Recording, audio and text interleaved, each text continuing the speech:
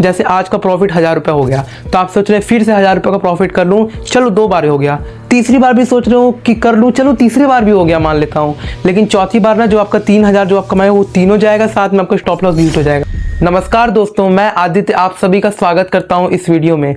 बहुत लोगों के डिमांड्स पर मैंने ये वीडियो बनाई है क्योंकि बहुत लोगों के मैसेजेस आ रहे थे किस तरीके से हम लोग इस टारगेट को अचीव करें, किस तरीके से हम लोग 1000 रुपये, किसी का 500, किसी का 1000, 2000, 5000, जिसका जिस हिसाब से टारगेट है, बहुत लोग मैसेज कर रहे हैं। तो मैंने सोचा कि एक वीडियो बना देता हूँ जिससे उनको फुल गाइडेंस मिल जाएगा और वो अपने टारगेट को अचीव कर पाएंगे। तो चलिए वीडियो को शुरू करते हैं। तो इस वीडियो में सबसे पहला पॉइंट है कि सबसे पहले टोटल अमाउंट सेट कीजिए, यानी कि जो भी आपके आईडी में अमाउंट है सबसे पहले उसको सेट करिए कि कितना अमाउंट आपको लेके आना है, कितने दिन तक चलना है, या जो भी आप सेट कर सकते हैं कितना मुझे करना है। तो सबसे पहले टोटल अमाउंट सेट करिए। और हाँ, कभी भी उस पैसे से गैम्बलिंग मत करिएगा जिस पैसे से आपका नुकसान हो सकता है, जिस पैसे से आपकी लाइफ में आपके ऊपर लोन या कर्ज आ सकता है। तो कभी भी कर्ज लेकर या उधार लेकर गैम्बलिंग करने का मत सोचिएगा, नहीं तो आप बर्बाद हो जाएंगे।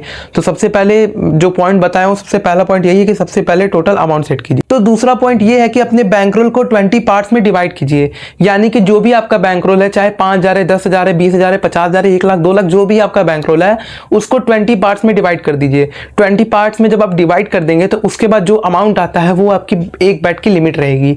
तो इस तरीके से आप अपने अमाउंट को आप सेलेक्ट कर सकते हैं, जिसका जिस हिसाब से आईडी में बैंकरोल है वो उस हिसाब से अपने पार्ट्स को डिवाइड कर सकता है। और क्योंकि यार आप एक चीज याद रखना कि आईडी में अगर आप अमाउंट को डिवाइड करेंगे जितने ज़्यादा पार्ट्स में 20, 25, 30 जितना आपसे हो सकता है, मतलब इतना भी मत करिए कि आपका प्रॉफिट ही ना हो पाए, लेकिन इतना रखिए कम से कम कि हाँ 25-30 सफिशियंट है, इतना है। 20 सफिशियंट माना जाता है, 20 इनफ है, 20 रखिए और आप 5 बेट का लिमिट लॉस रखिए। मैं दावे के साथ कह सकता हूं किसी का भी 4 दिन लगातार स्टॉप लॉस नहीं लग सकता है। तो ये चीज याद रखिएगा, बैंकरोल को 20 पार्ट्स में डिवाइड करना बहुत ही ज्यादा जरूरी है। 20 पार्ट्स में आप डिवाइड करके ही यहां से कुछ अमाउंट तक आप अपना रिकवर कर सकते हैं, क्योंकि 20 पार्ट्स में डिवाइड करने के बाद आपको अपनी लिमिट पता चलती है, आपको अपना बेट अमाउंट पता चलता है कि आखिर मुझे करना क्या है। नहीं तो लोग अंधाधुंध मार्टिंगल यूज करते जाते हैं और एंड में जाके लॉस कर जाते हैं। मार्टिंगल एक हद तक सही भी है, लेकिन मार्टिंगल उसके लिए सही जिसके पास बैलेंस ज्यादा है, जिसके पास उसका अगर लॉस भी हो गया कल को तो उसको फर्क नहीं पड़ेगा। लेकिन 90% लोग यहाँ पे ऐसे हैं जिनका लॉस हो गया तो वो बर्बाद हो जाते हैं, वो कर्ज में आ जाते हैं, लोन उनके ऊपर ऑलरेडी चढ़ा हुआ है। तो जो भी आपका बैंकरोल है उसको 20 पार्ट्स में डिवाइड कीजिए, आपको आपका लिमिट पता चल जाएगा कि आपको कितने अमाउंट की बेट लेनी है। तो तीसरा पॉइंट क्या है? तीसरा पॉइंट है कि हर डिसीजन में मैक्सिमम 1 से 2 बार ही यूज कीजिए। मतलब क्या है इसका? तो मतलब यह है कि जब भी आप किसी भी टेबल में एंट्री करते हैं, चाहे वो कोई भी टेबल हो, कोई भी गेम का टेबल हो, आप जब भी उसमें एंट्री करते हैं तो आपको डिसीजन में मैक्सिमम 1 से 2 बार यूज करना है। मतलब 1 से 2 बार ही डबल करना है, या जो भी आप कर रहे हैं, अगर आप फ्लैट बैटिंग कर रहे हैं तो 1 से 2 बार ही करना है, और अगर आप मार्टिंगल कर रहे हैं तो वो भी 1 से 2 बार ही करना है। उसके बाद आपको उस लॉबी से, उस टेबल से आपको एग्जिट कर देना है। तो ये चीज याद रखिएगा, हर डिसीजन में मैक्सिमम 1 से 2 बार यूज करिए, 1 से 2 बार से ज्यादा मत जाइएगा। 1 से 2 बार से ज्यादा अगर आप गए तो याद रखिएगा आपका आईडी 0 हो जाएगा, ये चीज याद रखिएगा। तो चौथा पॉइंट है कि आपका जो भी डेली टारगेट है उसको क्लियर रखें। चाहे आपका जो भी टारगेट है, चाहे आपका 500 है, 1000 है, 2000 है, 5000 है, 10,000 है, जो भी आपका डेली टारगेट है, आपके बैंकरोल के हिसाब से जो मैंने 20 पार्ट्स में बताए हैं उसको डिवाइड करने के बाद जो भी आपका सेट होता है कि इतना मुझे प्रॉफिट करना है, जो भी आपकी नीड है, जो भी आपकी जरूरत है, उस हिसाब से आप डेली टारगेट को अपना क्लियर रखें कि हाँ मुझे आज इतना ही प्रॉफिट करना है, इसके बाद मुझे नहीं खेलना है, अंधाधुंध मुझे इस चीज में नहीं पड़े रहना है। तो ये चीज याद रखिए, अपना डेली टारगेट हमेशा क्लियर रखें। तो पांचवा पॉइंट क्या है? पांचवा पॉइंट है कि टारगेट पूरा होते ही सेशन क्लोज कर दीजिए। यानी जब भी आपका टारगेट पूरा हो जाता है, जो भी आप टारगेट अमाउंट सेट किए हैं, जब भी वो आपका पूरा हो जाता है तो उसके बाद जो भी आपका सेशन है उसको क्लोज कर दीजिए।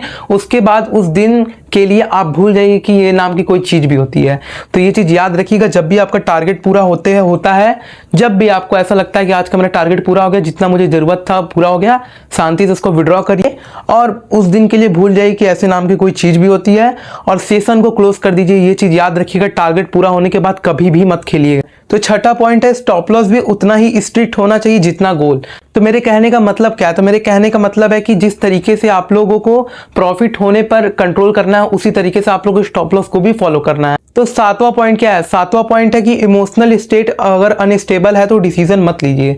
मतलब अगर आपका मेंटल कंडीशन बेकार है, मतलब अगर आप फ्रस्ट्रेट होकर कहीं से आए हैं, आप जॉब करके आए हैं, बिजनेस करके आए हैं, किसी से लड़ाई झगड़ा हो गया, या अगर आप फ्रस्ट्रेट हैं, आपका किसी चीज में दिल नहीं लग रहा है, मन नहीं लग रहा है, फ्रेश माइंड नहीं है, तो याद रखिएगा कभी भी इस चीज में मत आ जाइएगा, नहीं तो आप बर्बाद हो जाएंगे।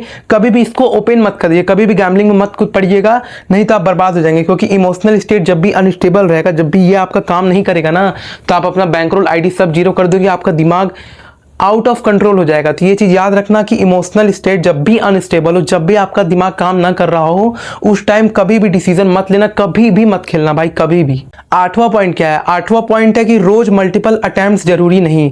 तो ये चीज याद रखना, आपका एक दिन प्रॉफिट हो गया, 2 दिन प्रॉफिट हो गया, 3 दिन हो गया, तो आप ये सोच रहे हो कि मैं रोज रोज मल्टीपल अटेम्प्ट्स लूं।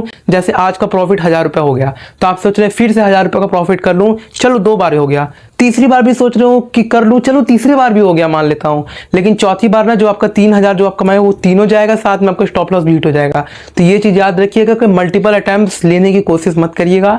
आप एक ही अटेम्प्ट लीजिए, 2 अटेम्प्ट लीजिए, मैक्स टू मैक्स 2 अटेम्प्ट लीजिए, और मिनिमम 1 अटेम्प्ट लीजिए, ज़्यादा से ज़्यादा बस। और हफ्ते में कोशिश करिए कि 1 या 2 दिन का आप रेस्ट लीजिए। हर दिन जिस तरीके से जॉब में इंसान रेस्ट लेता है, उस तरीके से इस चीज़ में भी रेस्ट लीजिए।